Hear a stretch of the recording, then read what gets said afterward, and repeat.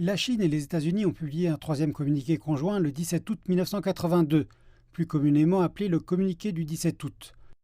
Le communiqué conjoint évoque principalement la question des ventes d'armes des États-Unis à Taïwan, que les États-Unis avaient décrite comme gênante à cette époque.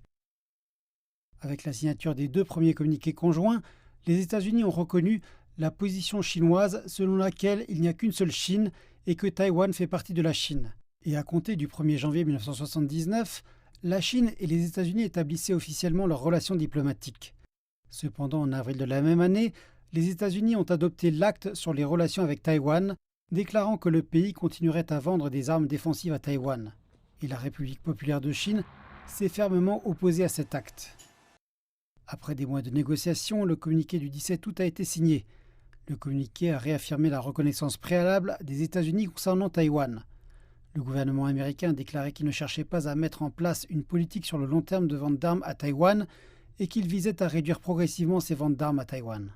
Cependant, dès 1979, il y a eu plus d'une centaine de ventes d'armes à Taïwan, des ventes d'armes devenues plus fréquentes ces dernières années.